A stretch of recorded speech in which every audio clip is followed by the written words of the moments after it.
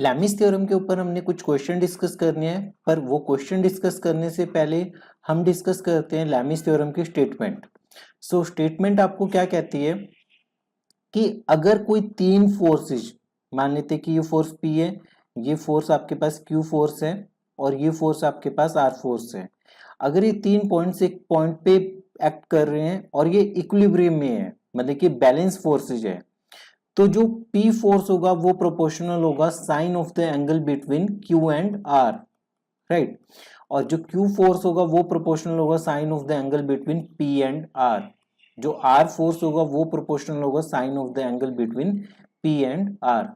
मान लेते कि ये एंगल आपके पास अल्फा है, ये एंगल आपके पास इसे मान लीजिए गामा है, ये एंगल आपके पास, और ये एंगल आपके पास अल्फा और ये एंगल बीटा, ये फोर्स P और ये फोर्स Q, ये फोर्स R।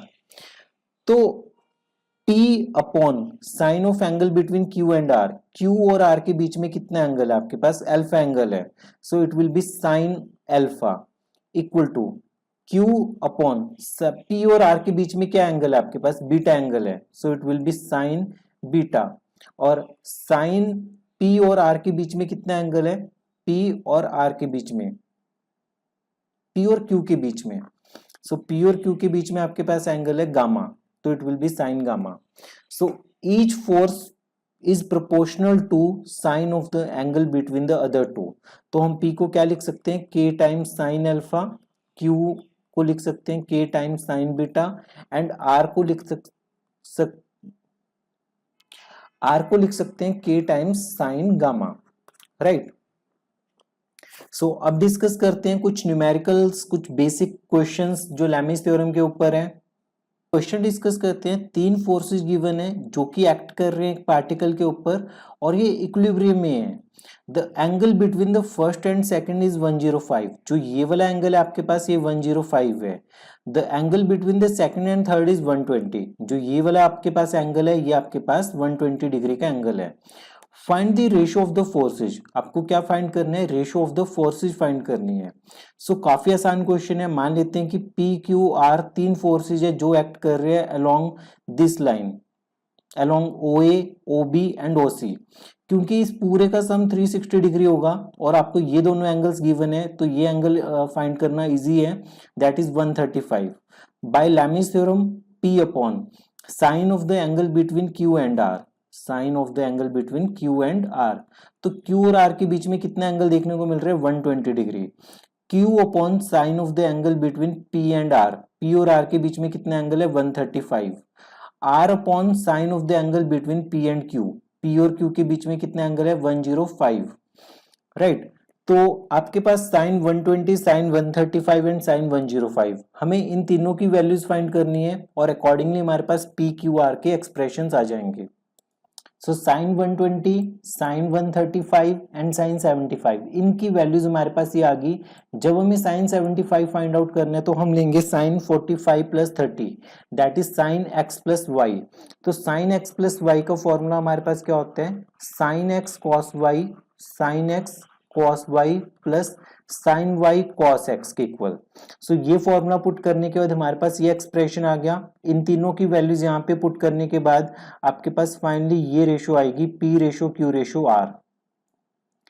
देन अगर हम मूव करें, अगर हम नेक्स्ट क्वेश्चन को देखें तो नेक्स्ट क्वेश्चन में हमारे पास क्या दिया हुआ है कि mass of 40 kg is spotted by two fine light strings inclined at an angle of 30 degree and 60 degree to the vertical. Determine the tension of the strings. So सबसे पहले हमें इस वर्ड को समझना है कि टेंशन का मतलब क्या होता है। टेंशन का मतलब होता है बेसिकली खिंचाव, ये एक टाइप का फोर्स है। जब भी अगर आपके पास कोई भी स्ट्रिंग है, अगर आपने इस तरीके से अटैच की हुई है तो ये नॉर्मली इसमें कोई भी टेंशन नहीं है, पर जैसे ये स्ट्रिंग को आपने किसी वेट, कोई वेट डाला आपने इसके ऊपर, तो इसमें टेंशन जनरेट होगी। सो टेंशन जनरेट होने की वजह से ये जो एंगल है ये आपके पास 90 डिग्री देखने को मिलेगा। सो अभी आपके पास गिवन है कि वर्टिकल के साथ ये एंगल बना रहे हैं 60 डिग्री और ये बना रहे हैं 30 डिग्री। तो T2 टेंशन इस तरफ है, T1 टेंशन ये है। तो स्ट्रिंग्स के दोनों पार्ट्स में टेंशन लग रही है। गिवन आपके पास है 30 डिग्री एंगल, तो ये अगर वर्टिकल लाइन है तो ये एंगल कितना होगा, 150। और अगर ये 60 डिग्री है तो ये एंगल कितना होगा, ये एंगल होगा 120 डिग्री। नाउ हमें पता है कि ये जो तीन फोर्सेज है, एक T1 फोर्स, एक T2 फोर्स और एक 40 kg का वेट, ये तीनों फोर्सेज इक्विलिब्रियम में है, मतलब कि ये बैलेंस फोर्सेज है, अभी कोई भी मूवमेंट नहीं हो रही, स्टैटिक में है, रेस्ट पे है। तो लैमी थ्योरम क्या कहती है कि T1 upon sine of the angle between T2 and 40, T2 और 40 के बीच में कितना एंगल है 120, T2 अपॉन साइन P और T1 और W के बीच में कितना एंगल है, T1 और W के बीच में मतलब 40 के बीच में आपके पास एंगल है 150 और 40 वेट ये आपके पास, तो T1 और T2 के बीच में कितना एंगल है, ये एंगल है 90 डिग्री का एंगल। सो फाइनली हमने लिखा T1 upon sine 60, T2 upon sine 30, 40 upon 1। सो T1 की वैल्यू आपके पास आएगी 40 इंटू साइन 60, जब आप इसे सॉल्व करेंगे तो आपके पास आएगा 20 square root 3। Similarly T2 value, तो T2 की वैल्यू क्या होगी 40 times sign 30 that is 20 kg। काफी इजी क्वेश्चन है, सिर्फ हम देख रहे हैं कि लैमिस थ्योरम हमने कैसे अप्लाई की है। अगर एक और क्वेश्चन लैमिस थ्योरम का हम देखें तो इस क्वेश्चन में हमारे पास क्या गिवन है कि a body of mass 60 kg is suspended to two fine strings, one of which is horizontal and the other is inclined at an angle of 60 degree to the horizontal। तो आपके पास 60 kg का एक wait है जो hang हो रखा है, suspend हो रखा है दो लाइट स्ट्रिंग्स की हेल्प से। उनमें से एक जो लाइट स्ट्रिंग है वो T1 है और दूसरी है T2, ठीक है। T1 एक हॉरिजॉन्टल है और जो T2 है वो आपके पास 60 डिग्री का एंगल बना रही है हॉरिजॉन्टल के साथ। What is the tension in each string, tension क्या होगी T1 और T2 की वैल्यूज फाइंड आउट करनी है हमें।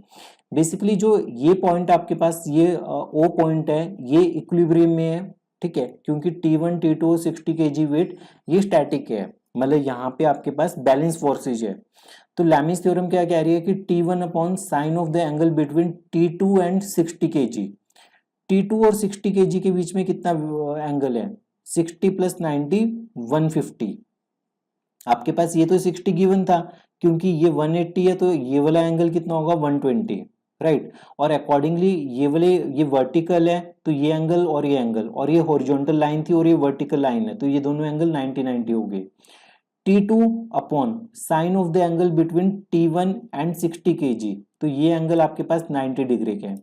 60 ये जो वेट है 60 kg का, और यहाँ पे आपके पास T1 और T2 के बीच में जो फोर्स है एंगल है वो 120 है।